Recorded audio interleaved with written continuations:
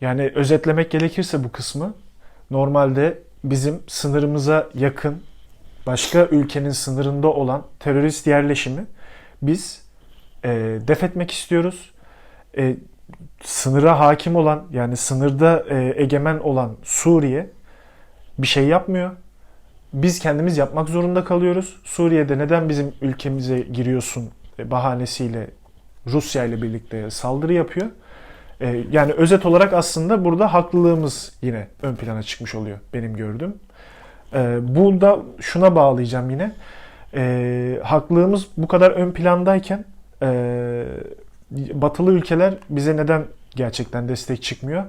Ve aynı zamanda Amerika'da enteresan bir şekilde ilk başta YPG'ye mesela 2020-2021 senesinde 500 milyon dolar bütçe ayırmış olmasına rağmen yani ardından birkaç ay geçtikten sonra Esed'le olan bu mücadelemizde bizim tarafımıza geçmiş olması. Yani bu da diğer batılı ülkelerin aksine bir hareket. Bunları nasıl değerlendiriyorsun tam olarak?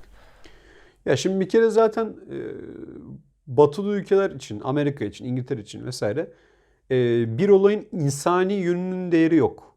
Yani insani olarak burada ne oluyor? İşte mazlumun yanında olalım, zalimin karşısında olalım gibi durumları yok. O yüzden de şöyle bir anlayışları da yok. Bugün ak dediğime yarın kara diyemem. Hiç böyle bir anlayışları yok. Çünkü mevzu şu, kar zarar problemi. Yani şimdi karım neredeyse ben onu konuşurum. Yarın, şimdi ticaret olduğu için bu iş, yarın karımın yeri değişir.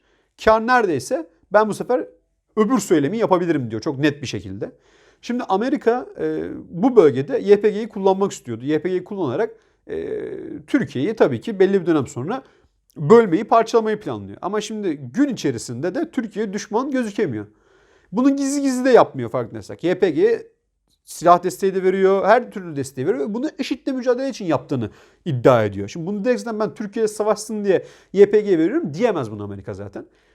Şu 500 milyon dolarlık bütçe ayırmasının sebebi de bu. Güya orada IŞİD'in bir daha filizlenmemesini sağlamak için bir işte yapıyordu. Ama aslında şu bilinen bir şey. IŞİD diye bir örgütü yok. IŞİD örgütünün zaten %80'ini oluşturan batılı ülkelerin yolladığı militanlar. Ve sadece militan da değil yani asker. Eski asker, özel paralı asker, yetiştiren, operasyonlar yapan insanlar.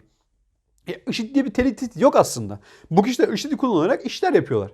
Yani IŞİD'i kullanarak kendisine karşı işler yaptığını düşünen insanları darmadağın ediyor ve planına uyum sağlatıyor. Nedir mesela? Orta Doğu'da bu insanların düşündüğü şeyler ordu devlet olmasın, büyük devlet olmasın, küçük parçalı devletler olsun. Şimdi bu düşünceyle Irak'ı parçaladılar. Libya ne oldu belli değil. Mısır ne oldu belli değil. Bu ülkelerin hepsini bu şekilde parçalıyorlar. Hepsi de planın içerisinde. Kimisi uygulandı, kimisi daha uygulanacak. Şimdi Türkiye'de bunu uygulayamıyorlar. Şimdi Türkiye'yi unsurlar olarak parçalayamıyorlar. Her ne kadar bunun denemelerine, bunun için çok büyük paralar harcamalarına rağmen Türkiye bu unsurlarını parçalatmıyor. Bir şekilde bir sıkıntı olduğunda bir anda hep beraber geliyorlar. Mesela 15 Temmuz'da olan olaylar bir gösteriydi. Bakın siz bize iş böyle ters yaparsanız bu iş bizim şeyimize, halkımızın gösterisine döner. Yani ne oldu orada? Bütün dünya şunu izledi. Türk ulusu vatana, millete bir saldırı olduğu zaman gerekirse tankların önüne yatar. Öyle kolay değil. Yani sen Irak'ı böldüğün gibi burayı bölemeyeceksin. Libya'da olay çıkardığın gibi burada çıkaramazsın. Mısır'da çıkardığın gibi burada çıkaramazsın. Bunları görünce farklı planlar üzerine gidiliyor. Zaten Türkiye Cumhuriyeti ilk kurulduğu günden beri bu iş yapılıyor. Hep bu terör örgütleriyle, işte farklı cemaatçilik işleriyle, bu cemaatlerin arkasındaki işte yurt dışından gelen ödemelerle, ödeneklerle, şunlarla bunlarla Türkiye karıştırılmaya çalışılıyor zaten uzun süredir. YPG Suriye'de çok önemli bir iş yapıyordu. Aynen Irak'taki terör sınırını Suriye'de de yapacaktı. IŞİD de bunun öncüsü olarak gönderilmiş bir örgüttü. Batılı ülkeler tarafından. Zaten destekleyenler de onlar. Sonrasında Türkiye YPG ile savaştığında tabii ki bu bir fırsattı aslında. Çünkü Türkiye çok fazla sevilen bir ülke değil zaten. Yani çoğu ülkede şunu da görmek lazım. Türkiye'ye herkesin bakış açısı farklı. Yani Türk vatandaşlarının Türkiye'ye bakış açısı farklı. Orta Doğu'nun Türkiye'ye bakış açısı farklı. Avrupa'nın ve uzak ülkelerin Türkiye'ye bakış açısı çok farklı. Dünyanın büyük bir kesimi Türkiye'yi çok büyük bir tehdit olarak görüyor. Yani bazen gerçekçi bir tehdit, bazen gerçek dışı bir tehdit. Şimdi Araplar mesela şöyle bir inanış içerisindeler. Türkiye eski Osmanlı'yı tekrardan kuracak. Gelecek bu bizi şey yapacak, hani fethedecek. Şimdi böyle bir hedef veya böyle bir idea yok. Ama buna inanıyorlar ya da inandırılıyorlar ve bunların üzerinden işler yapıyorlar.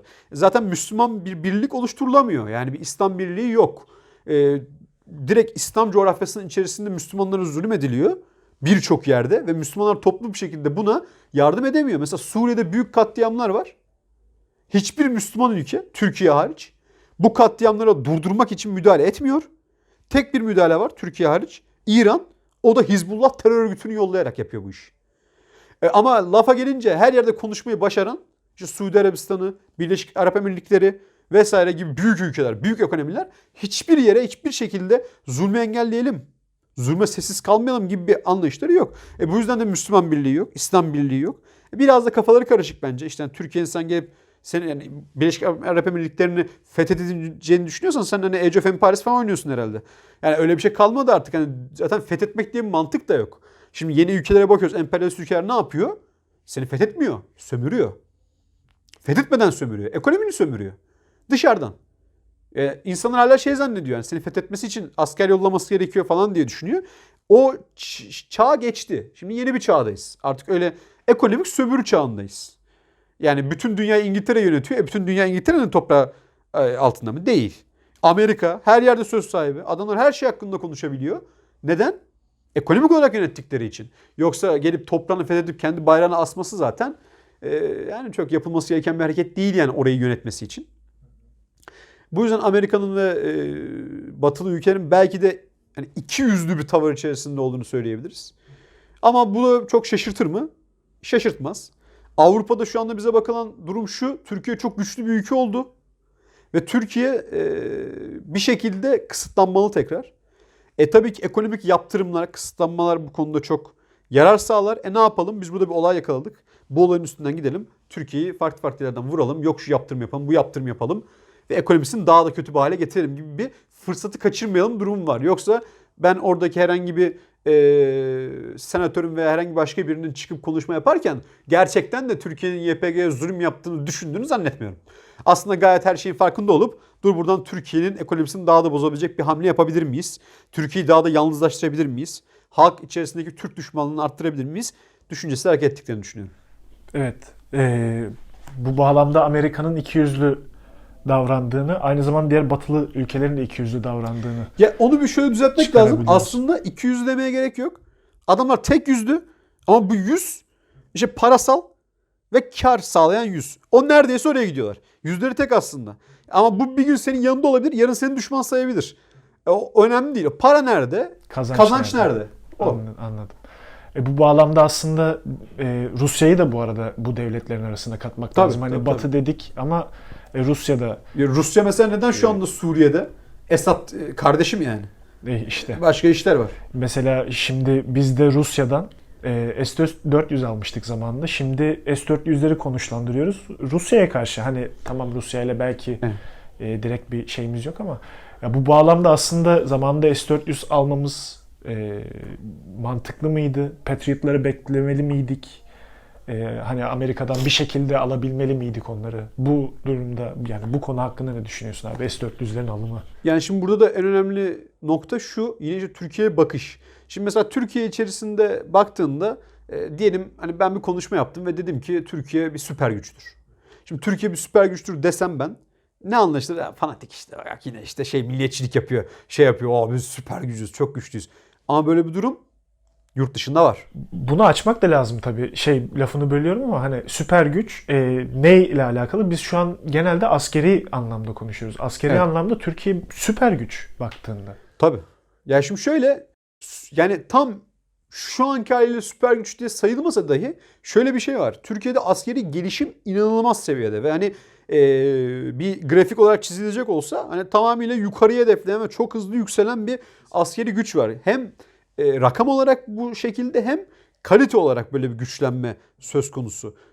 Hani ismini bildiğimiz, bilmediğimiz, hani takip edenlerin çok daha iyi bileceği birçok savunma sistemleri, saldırı sistemleri var. Mesela bizim hani tanklarımız eski tanklar aslında bakıldığında. Ama bunların üzerine birçok aparatlarla bunların güçlendirilmiş olduğunu görüyoruz. Tabi bunu ama bilmek için araştırmak gerekiyor. Çok farklı hava savunma sistemleri üretmeye çalışıyoruz. Ki kısa ve orta menzilli füzelere karşı ürettiğimiz savunma sistemleri çok güçlü. Yine kendi füzelerimizi kısa ve orta menzilli şekilde çok iyi yapabiliyoruz. Ve hani bu şunun da göstergesi, daha da ileriye gideceğimizin göstergesi. Ve bunu dış devletler çok güzel bir şekilde izliyor. Yani Türkiye'nin bu gidişatından haberdarlar. Özellikle işte bu insan hava aracı, silahlı insan hava aracı ve drone üzerine çok büyük bir teknolojik yatırım yaptık. Ve bugün savaşlarımızda, savaş demeyelim de operasyonlarımızda bize çok büyük bir faydası oluyor. Çünkü mesela İHA'n varsa kimsenin istihbarat bilgisine ihtiyacın yoktur. SİHA varsa ve drone'un varsa çok rahat bir şekilde hiçbir askerini kaybetme ihtimalin olmadan operasyon yapabilirsin. Düşman birimlerini tespit edebilirsin ve etkisiz hale getirebilirsin. Ve gerçekten çok etkin bir şekilde bunları şu anda kullanabiliyoruz. Ve bunun yanı sıra aldığımız şeyler de çok güçlü. Yani şu an bulundurduğumuz askeri güç seviyemiz çok yüksek. Ve özellikle bulunduğumuz hani jeopolitik konuma bakıldığında, etraftaki coğrafik olarak ülkelere bakıldığında Türkiye bunlardan bir iki kademe ileriye doğru gitmeye başladı. Şimdi bu dünyada görülüyor. Ne görülüyor? Bunun önü kesilmeli deniliyor. Nedir önü kesilmesi gereken? Türkiye aynı zamanda hem yüksek teknoloji uçak bulundurup, işte 5. nesil uçak bulundurup hem uzak füzelere karşı hava savunma füzesi, hava savunma sistemi olan efendim işte S-400 gibi ya da bir eskisi S-300, şu an yeni yapılmaya başlanan S-500 gibi veyahut Patriot'lar gibi bir sisteme de sahip olup hem de şu anda biliyorsunuz yerli milli uçak gemimiz çıkıyor. Şimdi bunun şöyle bir yanı var. Hani sadece yerli milli uçak gemimizi yapmış olmak değil. Şimdi şunu bir araştırmak lazım. Kaç ülkenin mesela bu coğrafyada olan ve kendini Türkiye'ye ayar gören ülkelerin kaçı, yani denk gören ülkelerin kaçının uçak gemisi var? Yok. Uçak gemisi çok büyük bir ekstra güç. Ve bunun yanında F-35'leri, S-400'leri veya Patriot'ları olan bir ülke olsaydık çok güçlü olacağımızı düşünen ülkeler var. Ve hani belli dengeleri değiştirebileceğimizi düşünen ülkeler var. Mesela Yunanistan diyor ki S-400'ü sen konuşlandırırsan ben diyor gemi çıkaramam Ege'ye sen istemeden diyor. İsrail diyor ki S-400'leri sen konuşlandırırsan ben bile sıkıntı yaşarım buradan diyor. Beni istediğinde vurursun ya da ben seni vuramam diyor. Yani ben tehdit olmam senin için diyor.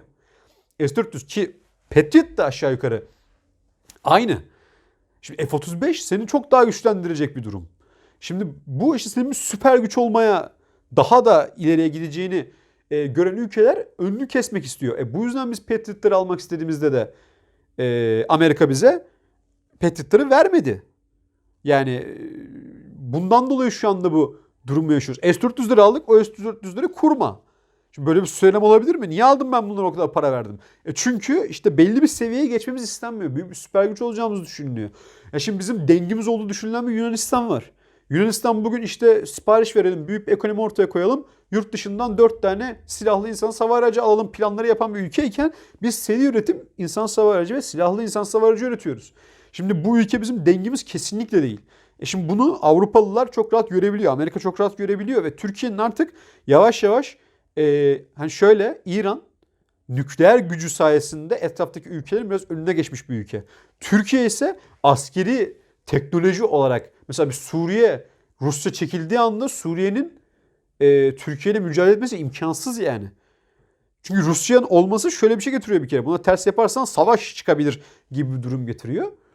Bu da Türkiye'nin coğrafyada çok sivrilmesine ve çok ileri gitmesine sebebiyet verdiği için istenmiyor dış güçler tarafından.